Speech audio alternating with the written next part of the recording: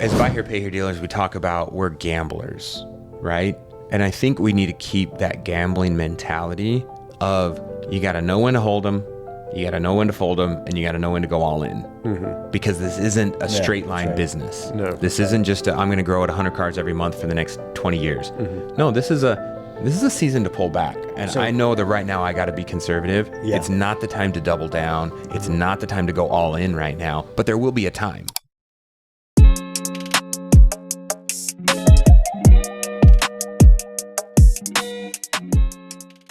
Dallas, Texas, welcome. This is the Kaleb Bryan podcast. I'm your host, Kaleb Bryan, and I've got some special guests here. I've got Luke Godwin and Jeff Watson from the Independent Dealer podcast. Y'all are in town, and they also have their own buy here, pay here operation. So it's pretty interesting how y'all have pioneered into the podcast and influencer life.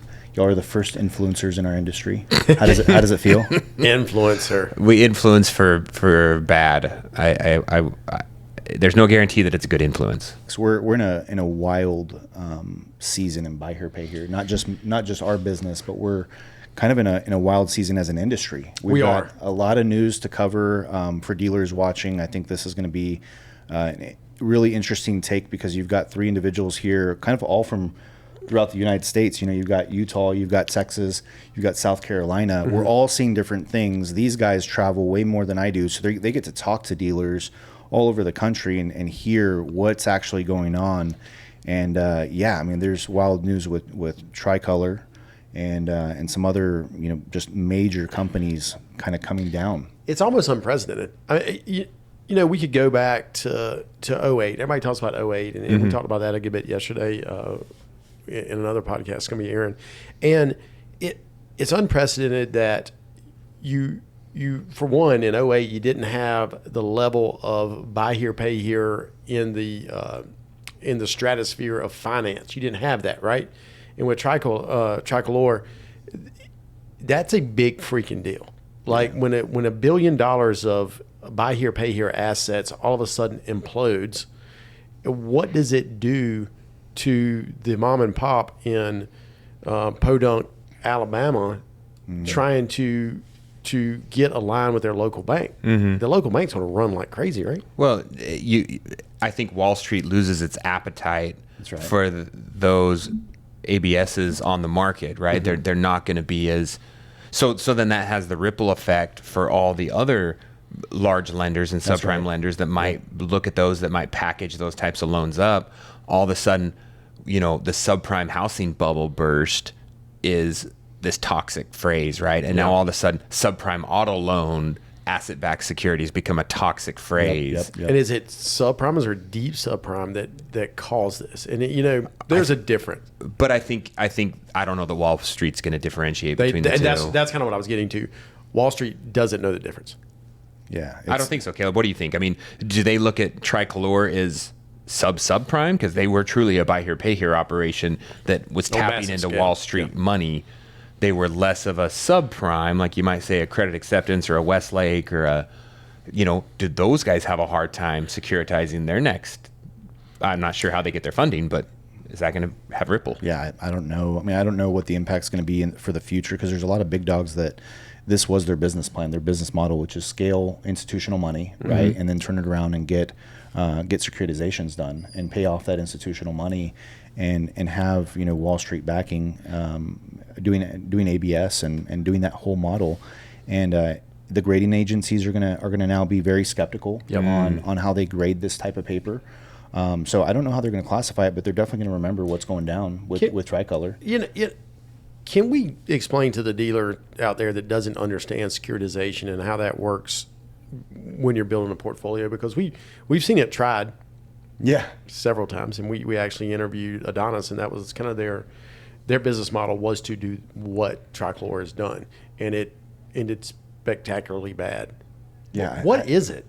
I don't know if I'd be able to articulate it well without just screwing it up. And I mean, I've got a good concept. And Jeff, do you want to take a run at it? I mean, the best thing I would understand is for the common dealer, it's you're going to have an intermediary bank that's going to let you build this portfolio up, right? Because you can't sell these loans onesie twosies to Wall Street. No. Right. So you're going to build up a $50 or $100 million portfolio over the course of 6 months to a year, whatever the case is. Then that package is going to get graded based on its performance over that time, the seasoning time frame, I assume. Right. Yep. And then based on that grade, you're going to take that to the pension funds and the Wall Street, whatever, VCs, or I don't know who has the appetite for these things, but they're in a lot of like teachers, unions, that's right, pension funds hold some of these. I imagine BlackRock did, Goldman probably does. Who knows? I mean, they may not have to get down there, but there's definitely private equity firms that hold these because they got to get a good return. And this was a way to get a good return. And then at the end, once it's securitized, once it's wrapped into a big bunch of notes, then it's sold to that market. And then it's put into an SPV. Right. Put into an SPV. A specialty purpose vehicle is where they put that package of notes, and then that package of notes via the SPV is then serviced by the same folks, an agreed upon servicer. Yeah. So which could be Westlake or Vinvent, or is that the people doing it now? Well, for Tricolor, yeah, for Tricolor. But there's other companies that have been doing it. That have been securitizing, and sometimes they can service it on their own. And what they'll do is they'll get a fee for servicing, and then there's an incentive, like a waterfall incentive at the end of it, for them to see that benefit if it performs. If the loans actually perform, there'll be a waterfall incentive for them to get paid at the end of it. And so it blew up because those loans weren't performing and they couldn't sell the next securitization. Is that how that happens? I don't know. I'm wondering. Yeah, there's a lot of speculation. There's a lot of speculation. How far do you want to go? So let's hypothetically say if I were trying to wrap my brain around how that collapses, is yes, right. You have a previous portfolio that did not perform the way it was supposed to.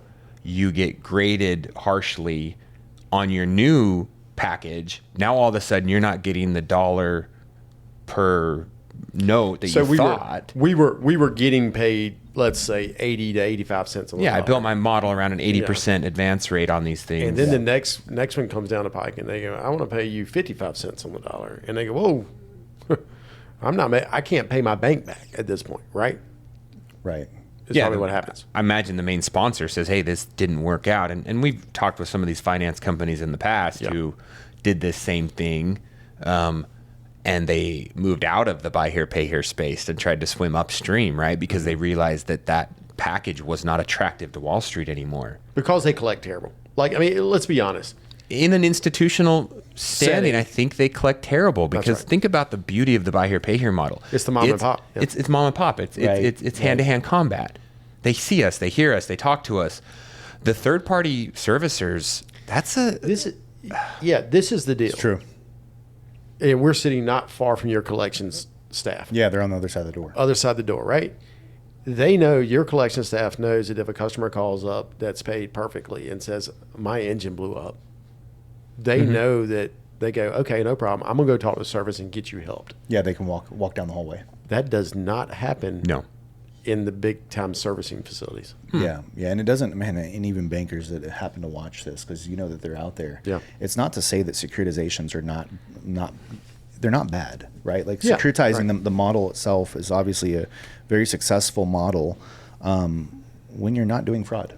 Like let's just put it that way. Yeah. Let's just put it that way. Things can work when the actors are good actors. Right. But when you put bad actors in a situation, I'm not calling Tricolor bad actor, but allegedly, there's bad actors out there, and it really hurts the rest of the industry. These business models can work, and it's the same thing when you take a buy here, pay here model that committed fraud on an institution or on their credit line. Is the buy here, pay here dealer bad? Is the buy here, pay here industry bad? Is the model bad? No. The answer is no. It's just a bad actor. Yeah. And why does it keep happening? It happens in all industries. Yeah. There's bad actors in all industries. We just so happen to see very tough times in our industry right now, and as a result, there are choices that operators have to make, and sometimes when these hard times hit, operators are making choices that benefit themselves and not their institutions, not the people that they owe money to. And there's misalignment. When you have misalignment between a borrower and a lender, things are not going to go well. And that could cause, storylines to say, oh, this industry is a bad industry. This model is a bad model. That's not the truth. The truth is today with our industry, we're facing hard times. Mm-hmm. So how do we get through it? How do we make good choices? We talked about this before the podcast. When a dealer's up against the wall and their line gets called, we all know of a company that's facing a very hard time, and there's a lot of dealers that are associated with this company and borrowing money with that company. And what are the dealers going to be left to do? That is scary because, like we talk about the mom and pop, there's a lot of mom and pop buy here, pay here stores out there that depend on this cash to make a living. And they provide a lot of jobs, and they provide a lot of unbankable people cars. Right. So when this waterfall that may happen, it doesn't just affect the dealer; it affects communities. Yeah. Oh, 100%. Yeah. And that's from a practical standpoint. Let's discuss that and what these dealers should do if they find themselves in this situation, or if they are, because I've been in that situation in 2008, right? In 2008, I had a loan backed by real estate that was supplying my buy here, pay here capital, and the bank went under. The bank itself, not because I dragged it down. So what you're saying is you refinanced your real estate property and you used the proceeds. We took a line of credit against some land that we had, and that was what was funding my buy here, pay here operation. And of course, we're totally current. Everything was great until the bank went under. The bank went out of business. And guess what happens when the bank goes under? Somebody gets that asset, right? There's going to be a servicer. There's going to be in fact. What happened was another regional bank came in and bought out this hometown bank, and through that process, they decide what they want to keep and what they don't want to keep, and who they want to do business with. Let's do a roundtable right now. We got to hear opinions from all three of us. What happens when your banker goes under? As a dealer, what happens? Well, I'll tell you what I did. The banker went under, and you are in the shuffle. You don't have, and I'm talking from a high-level standpoint, not what I physically did, but from a high-level standpoint, I didn't have an option because my loan is wrapped up in this bankruptcy of a bank, which gets kicked off to a regional bank that bought it, looked at it, and said, wait a minute, you're telling me your line of credit is backed by this real estate? Well, we think it's impaired now because of land values had dropped. Right? Yeah. We don't really want to keep this. We're going to kick it out to the servicer. So the new bank didn't have to assume my loan. They decided that it was impaired because the land values had dropped. So I got kicked out to a servicer. And now the servicer is like, okay, my job is to turn this into cash. Right. So I need to get this land back and turn it into cash. And I'm like, well, wait a minute. I've been current forever. Right. Well, the loan's impaired. Well, it's only impaired because you just fire sold the property next to it for pennies on the dollar, and now my comparables have dropped. Give me 2-3 years, that's right, and it'll be right back to where it was before. But there's no long-term vision. What did you do? So we went through a sale, and we basically bought the land back at our note at a slight discount. So it kind of worked out for us. Holy cow. Because they said, well, you own X amount and the land's worth this. Of course, they hit you for the forgiveness, right? So that forgiveness got passed on. Tax-wise. Yeah. Wow. And they say, well, you got a little bit of a discount on the loan based off the face value and what the land was worth. You went to another bank and you said, hey, I'd like to refinance. We were lucky enough to find another community bank that was willing to buy this out, right? Okay. Just based on, luckily, the situation of the relationships we had. And that's where I would say the lesson is learned here.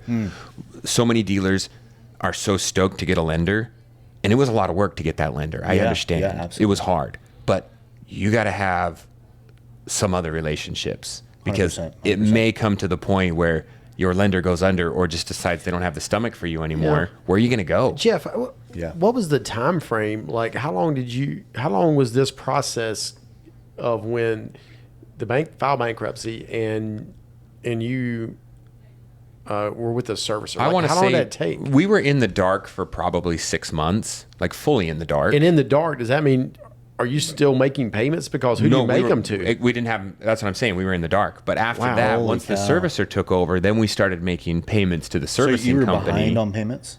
Well, I mean, Yeah. technically, but not really. But the loan was called. The loan was called due, right? Because he didn't want it anymore. Wow. So by the time it got through the servicing company, Midland Servicing, they finally... Shout out Midland. Yeah, thanks. Thanks, guys. They finally got around to basically giving us attention, so to speak. Yeah. And that's when we said, okay, what's the accrued interest? What's the actual dollar amount owed? We'd been setting money aside, and luckily we worked it out without being completely hung I'm out. glad you set the money aside, because let's just say somebody filed bankruptcy and you owe them money, and it goes 2 or 3 months where you didn't have to pay any interest. Right. You need to be, they didn't forget about it. Yeah. You need to put that in reserves. You need to put that away, because Yeah. that's gonna be trouble. Yeah. The only time we ever had this happen, and honestly, we always used property to fund either property or reinsurance money to fund Buy Here Pay Here, and back around after that time, First Community Bank, First Citizens Bank, which is the bank actually they ended up buying Silicon Valley Bank last year when it went down. They're based in Columbia, and we had a line of credit on a house, on my dad's beach house, and I remember for a fact it was $273,000 was the line of credit we had. Now this was a while back, so $273,000 was a lot of money back then, not now. Back in the 70s?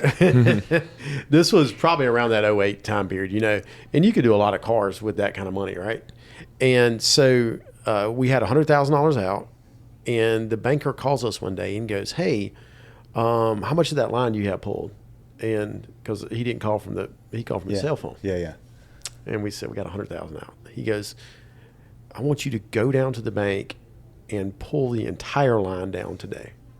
And my dad said, "We don't need the entire line." He said, "Are you going to need it?" He said, "Yeah." My dad said, "Yeah, we're going to need it." He said, "Go to the bank today and just pull it down." Holy cow. And deposit it into another bank. And so we did. And then 3 days later, they called the whole loan. Holy cow. They said, that's wild. "You need to pay this $273,000 back." My dad said, "We can't pay it back." And well, I mean, you got to do something. He said, "Well, just put it on." I remember this. Just put it on a 3-year note and we'll pay it off. And I remember that the payment. Term loan it, yeah. The payment was $10,326 a month. I mean, I just still remember it to this day. That $273,000 was life changing for our Buy Here Pay Here store, because that injection of cash let me be able to run and get over. We talk about those humps, right? And I think we were at maybe the 400 account hump at that time, and it allowed us to get ahead of it. And then we started cash flowing. But it was because we had that influx of money. Of cash. And sometimes you can kind of strong arm banks into doing something they don't want to do, but makes sense for everybody. Well, in a situation where they let's talk about the dealers, like going through a situation, if their bank goes out of business, or if their lender goes out of business, in this case it's a lender, what can they do if they don't have access to cash already? Yeah. Right. So what do they need to do to prepare, or what should they do? First of all, I think they need to cut every expense they can, and start building cash, and either paying down the debt while building cash. Where do you start? What expense? I think that if I had any personal expenses that I could sell, let's say I have extra cars, extra boats, I'd probably sell those. Extra boats? Extra boats. Extra boats. How many extra boats you got later out? Any boats. If you have boats, in general. you're already Singular in trouble. boat. I'm sorry. Right. Just sell them. Just sell them and use the cash in your business. Unfortunately, you may have to, let's say you're kind of small and you have one salesman and one collector and this, that, and other. Decide what's important, right?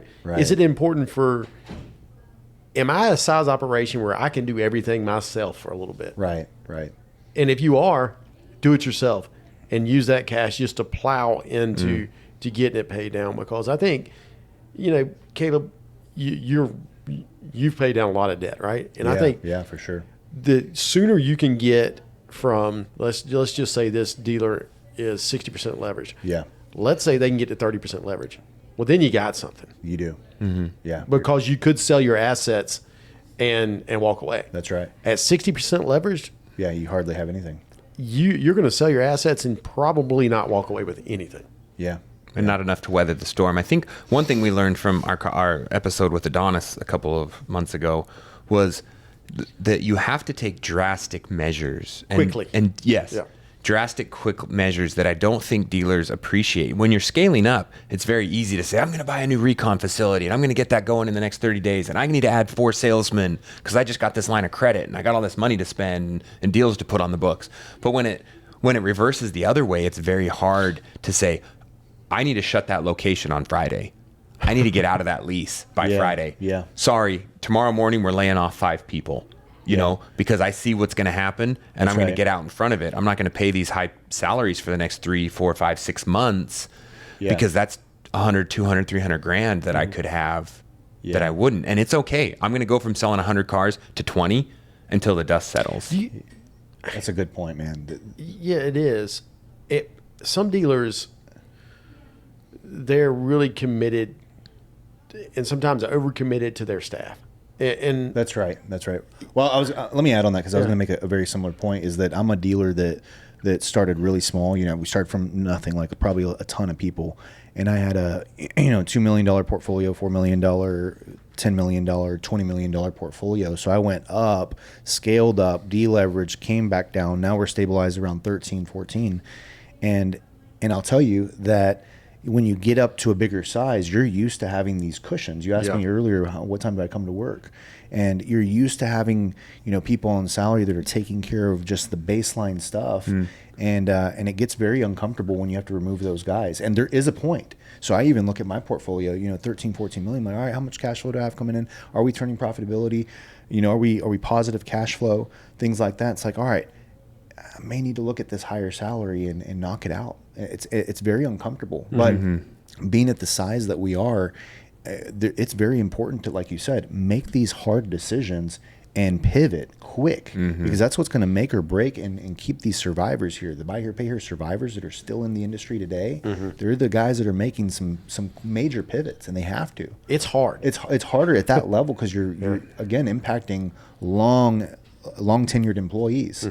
And when you're a dealer that's $5 million or less, it's actually a lot easier because you're looking around and you're like, well, I need a collector, I need a sales guy. There's just certain things you absolutely need, and you can make such large impacts to your business because the smaller you are, the larger of an impact you can make on your business. When you're bigger, you're like, holy cow! Like it's a tough, slow process. I mean, I make collection calls myself up until, less than 10 years ago, and I just knew that I had every over 30 account. That's what I worked. And it's a lot of our portfolio has a lot of my dad and my sweat equity in it, and that's just what we Customers did. calling in. I talked to Luke. He said I could do it. He said man. that I had to stop because my manager, my employees, they started getting pissed off. When we grew this like you did, I was a one-man show on a cell phone up to 400 accounts on my cell phone. Oh, wow. Collecting. Wow.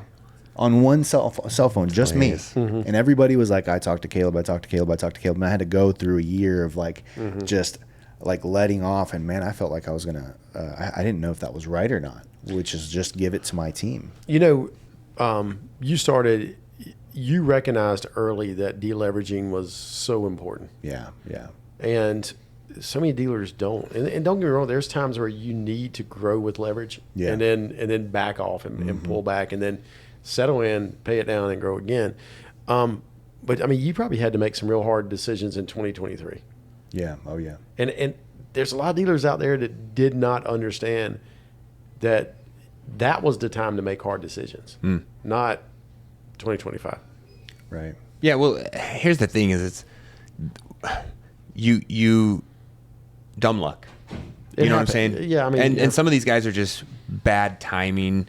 If you had just leveraged up the last 2 to 3 years because you saw COVID and you saw the availability of cash, and then all of a sudden the economy turns a different direction and you start taking heavier losses right now, you got unlucky, And you look at some of these other people that geared up during the teens, they were lucky to ride a good economy for quite a few years, right? And low rates, yeah. So sometimes you get lucky and you hit the timing. Because I look at some of these operators that might be going under or that have gone under. It's not really their fault sometimes. Like, I get it, you were leveraged up, but guess what? Had the economy taken a shit while you were at max leverage? Oh, man, I know. You could be a bad story too. Had your lender pulled your line when you were at max leverage because they got crushed? That's right. You'd be SOL. So, man, you get to that max leverage, you're trying to grow, you just hold your breath that nothing crazy happens. Yeah. And how long can you stay there and hold your breath, right? It's like, how long can you stay underwater? Yeah. And the ones that can stay underwater longest are the ones that win. You know, it's do it properly, I guess, would be the right way. Like, who has that luck for the longest period of time are the ones that just shake out and end up being the best. Yeah. I mean, let's drop some facts right now. Dealers that are sitting at 55%, 60% leverage right now, I'll tell you that getting institutional money, getting that money at cost of capital at 7.5%, 8.5%, it is going to be tough. I mean, even the guys it's probably that are impossible. I don't want to say impossible because I know we know some guys that are doing it. I don't want to say it, but you're right. It is relatable to impossible. The word I think impossible. it might be impossible within the next month. It's going to be hard. And so what do they do? You know, what do they do? Guys that are leveraged, they don't have anywhere to turn. They're going to be forced to stabilize. I tell you, if you're growing, you need to stabilize. Oh, yeah. You need to stabilize. You need to stop growing because you're going to run yourself out of business. You're literally not going to be able to have enough cash to make payroll because you're buying. You'd have to continue buying cars, and if you're not going to continue buying cars, then your ship is going to go like that, pow, and it's going to have to sit. It's going to be forced to stabilize. Dealers that run out of this line of credit and they're living off this extra line of credit, they're going to be forced to stabilize. So, is this a good time for the dealer who's not leveraged to start growing? If they have the capital, if they have the capital and the cash flow, sure, why not? Yeah, why not? I mean, you'd say market conditions. What caused the collapse of these guys to begin with? Heavy repos, expensive cars. Yeah. So I would say not now because I haven't seen prices reset to a point. I haven't seen credit of our customers get any better. I'm not looking to double down on my current, lending, even though I might have the cash. But I'll tell you what, in the next 6 months, that might change. If these lenders go under, repos spike, we see good people with bad credit. We see, a lot of more inventory hit the ground and prices become more affordable for our customers, and we kind of reset the wholesale markets, then yeah, I could see that being attractive. But I think you got to wait for the dust to settle. Yeah, I mean, but the model works. The model works if you've got a honey hole and you're buying cars cheap and you're able to. Look at how we source cars, for instance. Yeah, We're sourcing cars in op, and we're putting motors in them and keeping our ACVs so low, right? And that's able to keep our mileage low. So, in that model, it's profitable and it works. And so you feel like you're getting qualified customers. Yeah, that's the problem. Then it comes to qualified customers. Because I'm just getting gypsies. I don't have, like 2010. We had good people with bad credit. I'm not getting that right now. Yeah. I mean, the performance on these notes are not as good as the credit is going to be worse in the next year because we still have some of those 2022, 2023 really high ACV cars that are out there that are just worn completely out at this point. You know what I mean by that? Yeah. And people still owe $12,000. They're upside down. They're upside down, and then they're giving up the car. That's a repo on their credit. So from a credit history standpoint, we're seeing a lot worse credit. Yeah. But now we look at our income, job availability. Jobs are still good. Yeah, jobs are still good. Are they making more money? Do they have the ability to make more money in our communities? Mm-hmm. Look at that. DFW is a growing community. Right. This is a place where St. George as well. Yeah, Columbia, South Carolina. Yeah. Is St. George growing? Yeah. Oh, it's gangbusters out there. Oh, really? Yeah. In a different demographic, and that's very niche to me. But it's not growing in the subprime, buy here, pay here category. But it should if there's construction, there should be some of that, right? It attracts. Yeah. Those folks, and to your point, we do have the people who got the $1,200 payment on a Hellcat in 2022 from the new car store that are now realizing they're completely upside down and flipped beyond, and they can't make the $1,200 payment anymore. So they're going to let that go back to the bank. And we've talked about that for years, right? That's kind of been trickling into the market. And that pushes that customer who can easily afford a $600 payment back to us, and they're humbled a little bit, and they're going to be in a Kia Optima, for maybe the next couple of years, all at 2010. That's what we saw, was a lot of humbling and a lot of saying, okay, I gave up my boat, I gave up my jet skis, I gave up my RV, and I'm kind of consolidating and coming back to reality. So we're talking about how hard it is, man. Jesus, it's like so negative. Poor buy here, pay here.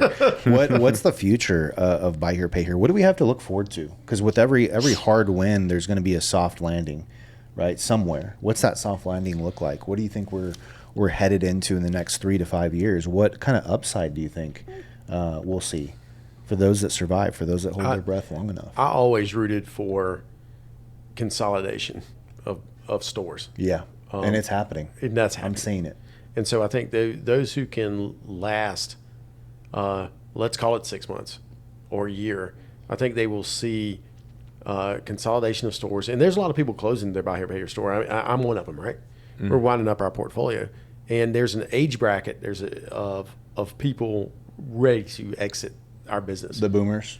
The boomers. My dad being number one of that, right? And luckily it's drugged me kind of out of the market too. And so I think there's definitely you're an influencer now. You're not out of that's right. I'm definitely an influencer, and I'm retired. No, but I think that is always good to look forward to when the market and cars have to go down in price. I know that we've been saying that, but they have come down since their highs. But I think there's going to be another adjustment because there got to be a lot of repos coming. There's got to be. And they sold new car sales this year are like at that 17 million mark. And that's a key. When you start to see them get to 14, 15 million, which they've been at, I don't think they were there in 23, but I think they were getting close. 24, they definitely sold 15, 16 million cars. And this year they're going to probably sell another, 17 million. You go to any airport, there are rental cars everywhere. Yeah. There's 100%. No shortage of rental cars. And so they're going to be flushing through. Lease turn-ins aren't exactly the same. There's going to be a ton of Tesla EV. According to Experian. Yeah, coming in. So it's going to be big. That's what I see, Jeff. I still don't see the rental cars companies selling their cars at low mileage like they used to. They seem to be running them up a lot higher. 70, 80, which is perfect buy your pay your stuff. Yeah. But it's not like they have a glut. But to your point, in the next 12 to 24 months, yes. Now, what really matters is when these lenders get out and the ripple effect of the other lenders, the subs, and these captives start tightening their credit requirements. Yeah. And that's what buy here, pay here needs. Yeah. We need these Wall Street money guys to get out of our mom and pop business and start pushing those 600s back down to us. A long time. We haven't seen that. We keep predicting it. But it takes a real kick in the pants, and maybe other assets that are more attractive to them and more stable. And they start saying, hey, you know what? No, I'm not going to fund the next, subprime bank that wants to lend money to inner city, white guys like me that don't have any credit, right? like we just have to get those people out of it. And that's going to bring those credit scores back down to us. Right. And that's what I'm waiting for. That's that magic mark when I start seeing customers come in that say, oh, yeah, the new car store couldn't get me done. I'm going to go, ding, ding, ding, time to double down. And when that happens, the new car dealers will not be keeping the trade-ins they're keeping now. So that will flood more inventory too. So it's kind of, it's a snowball, I think, when that starts happening. Yeah. I could see them giving up the cheaper category that they're keeping now, especially now that the availability of the new stuff. The only caveat to all this is there's just no cheap new stuff. No, not at all. Good gracious. Like the prices of the new cars have gotten so insane that they have to keep some of these just to have a mid-level for the common person that just wants an average car at an average price. They become used car operations. And buy here, pay here starts at acquisition. So once costs come down and also combined with a customer that is a good customer like you're talking about, those customers, when they start hitting our buy here, pay here stores, even the small mom and pops are going to start creating more profitability. I think the hard part is a lot of these lenders who have major deal fatigue, institutional capital banks, they have such deal fatigue from seeing all these dealers go bust and other deals go bust that they need. I mean, I was speaking to a banker the other day. I asked him, I said, hey, when do you see yourself or when do you see your bank moving back into buy here, pay here? You know what his answer was? He said, never. He said, it's a lot like oil. He said, once I see, a few success stories and I start feeling more comfortable and we see success stories happening, we'll jump back in when the water's warm. That was his answer. And it was real. It was true. It was true. And so, the mom and pop stores, if they can turn profitability, once our industry starts to stabilize and we stop seeing these freaking headlines, and we start showing profitability and we start hearing our peers are more profitable, that's when capital is going to jump back in. And there's going to be an opportunity for institutional capital at that time, but there'll be more opportunity today for private capital. The problem is there's not a lot of private capital that wants to jump in right now. It's a hard space to lend to. Well, so private capital is what is kind of what I'm leading to and what I'm going to do. And somebody said, man, the car industry, you should lend to them. Yeah. That's the problem. I know the car industry. I was like, I don't think so. I mean, seriously, like it's much easier on a piece of real estate to go get it versus a note and a car and all the chaos that happens. That's right. I mean, like, yeah, I know the auto industry, and I could go into a dealer and probably lend him money and be successful to a point. But if something doesn't go right and I have to go in and run that thing, that's not what I want to do. Yeah, that's a good point. And so, yeah, no, I'm not going to be doing that. I think as buy here, pay here dealers, we talk about we're gamblers, right? And I think we need to keep that gambling mentality of you got to know when to hold them, you got to know when to fold them, and you got to know when to go all in. Because this isn't a straight line business. No, this isn't just I'm going to grow at 100 cars every month for the next 20 years. No, this is a season to pull back. And I know that right now I got to be conservative. Yeah. It's not the time to double down. It's not the time to go all in right now, but there will be a time. Yeah. And guys like us that we can cash flow, we can stabilize, we can create profits. But for the guys that are leveraged, what would you say this would be a good, I'm really curious as to what your answer is going to be and what y'all are seeing. Guys that are like, hey, I'm ready to fold them. What does that look like? What are their options right now? What are portfolios trading for? And I know there's a big difference. If you keep your doors open, it's very different. Even bulk buyers are giving you more dollars if you keep your doors open. But what kind of advances on their portfolio are you seeing it trade for on the fold'em situation? Yeah. So I bought a portfolio 2 years ago in a fold'em type situation at 55 cents on the dollar. No recourse. No recourse, no 55. Recourse. Yeah. Wow. Okay. I'd said, you know what? I'm going to pay you 55 cents. I think that's fair for both of y'all. I think it is too. I think it's fair for a dealer and a buyer. And I've made really good money. I'll pretty much take any of them in my area in South Carolina at that valuation with no recourse. He just said he wouldn't loan and get back into it. Yeah. Now he's buying but I'll buy the portfolio because I'm the one that's going to collect the portfolio. Yeah. I'm okay with it, right? And they need to be seasoned accounts. But, who knows? Anyway, that's that. Already cherry picking something he doesn't have. I think if you go to market, if you get in the 60s, that's probably where you need to expect it. So you think if a dealer said, "Hey, I'm ready to fold them," and they start shopping it, you think that they could pull 60? They probably could. As a closing of their doors, walk away, let them collect it out, let another company collect it out? I think so. I think it's going to be in the 60s. I think it's going to be in the low 60s, depending on your ACV, depending on your collateral, depending on the season of them. But yes, I think you can expect in the 60s. And it might be 58 and it might be 64, depending on different things. I think if you decided right now, you know what, I am going to collect out. We are doing this right now, and I do believe my CRR will be at around 100%.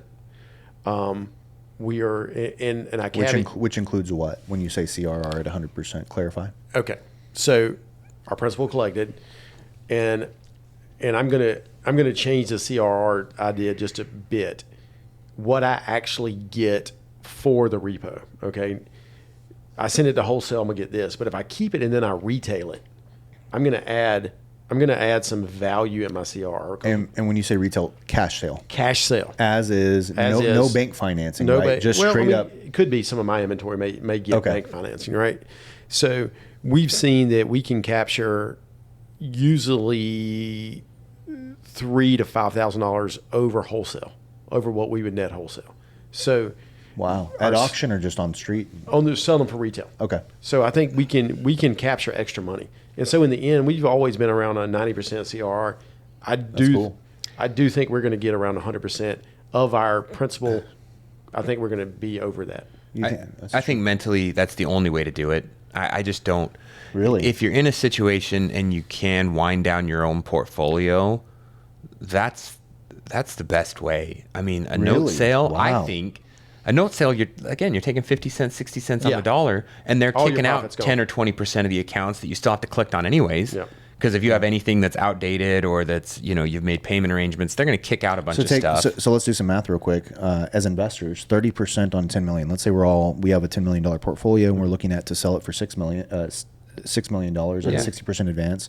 Or we say, let's wind it down and collect it out over a 2-year period, right? And we'll longer than that. But probably 3 years. Okay, let's say 3 years, and we'll collect 100% of it, right? So $10 million. Is $6 million now cash on cash now worth more than the $10 million over 3 years? So but also interest. Yeah, also interest, which you're going to collect. So payroll, you overhead, don't count that in your CRR. Time. Yes, I do not count that in my CRR. I mean, we're still collecting a lot of money in interest and CPI. And CPI. Would you still wind it down, considering Absolutely. that? I think it's the only way to get out of buy-your payment. So the $6 million today, time value of money. Okay, and let's just say you could earn 15% on that money doing something, which is high. Sure. Let's call it 10%, which is 600,000. Yeah, 600,000. Yeah. 600,000 over 3 years is 1.8 million. 1.8 million, right? 7.8. So you're at 7.8. I still think you're better if you can get 10 million. Plus interest, plus CPI. Yeah. And you're running an operation, and that sucks. I get it. Sometimes guys just can't do that. It depends if... But with my footprint, I could go down to one store. I could consolidate similar to what Luke is. I look like I'm open. I have cars on the front line. Now, I don't care if I sell any of them or not. Right. I just have to look open, and I have to be able to help my customers in a total loss claim. I have to help dispose of a repo better. I have to be able to handle maybe a blown engine that I need to keep this thing on the books and keep them paying all the way through. When the lights turn off, everyone scatters, man. They all scatter. You're right. And if my portfolio doesn't think they can give Jeff a call or Adrian a call and get a payment figured out, they're walking away. They're dumping the car. They're walking away. This is good insight for dealers. I know that there's dealers out there. I think so. Yeah. This is great insight. So do what you can and negotiate with your lender to say, hey, I've put cash away. I can handle my overhead for the next 3 years. Let me collect these notes out. Yeah.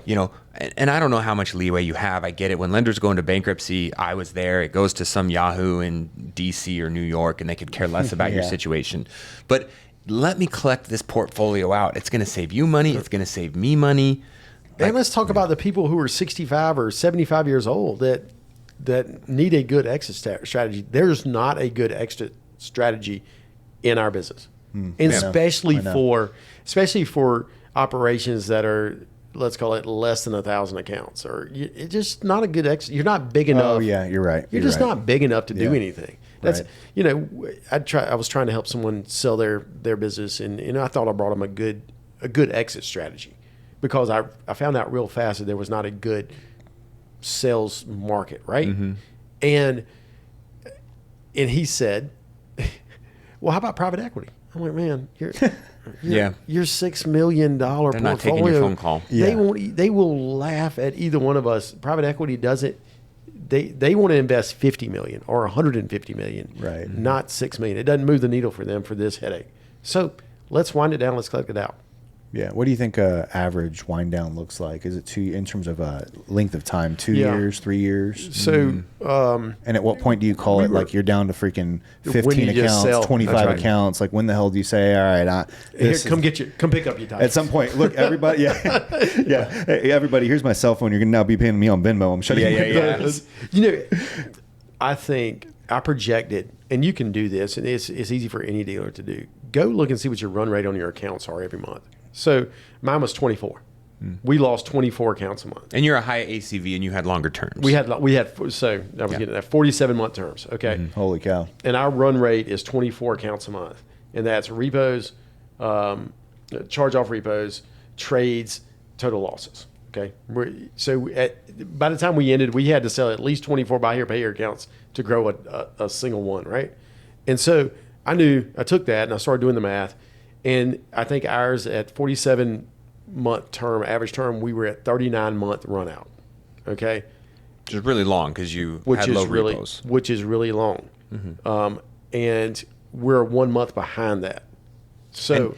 And I think you could accelerate that if you were more proactive. If you were really trying to cash out as quick as possible. Luke's in a pseudo, I'm cool if this stays open, I'm cool if it closes type mentality. Yeah. But if I was trying to get cash back to my lender or cash back, you could be very proactive with refis, right? You could be very proactive with not rewriting loans. Yeah. And helping your customers say, hey, let me graduate you to a new car with a credit union, with a subprime. I'm going to throw all this paper against credit acceptance and see what they'll give me. So that's a good idea. I could be proactive with winding this down and cashing out of my portfolio faster in a win-win situation for me and my customers. I'll discount it $1,500 for you to go try to get a loan at the local credit union. Absolutely. I didn't even thought about that. Yeah. Wow. And a place like CAC may buy that seasoned loan at a better deal. And you're willing to pitch in a little bit of money to make it look better. Yeah, but now they got to pay up. You're talking about getting 100% CRR. They got to pay up. They got to pay 85, 90 cents on the dollar. Yes. Yeah. You're not getting 100. You're getting 85 or 90, but you're winding it down a little bit faster, so you're getting better than the 60 you would have got. And it comes back to my know when to fold them, know when to hold them. This is not the time to sell a note. Remember 5 years ago? And we're like, you got what valuation on that portfolio you sold? Dude, that was insane. It wasn't that long ago. 2021. Yeah. Holy cow. We had people exit then with some crazy. There were people. Oh, we buy notes at 85%, no recourse. Or sell. Yeah. And it's like that would have been the time to get out.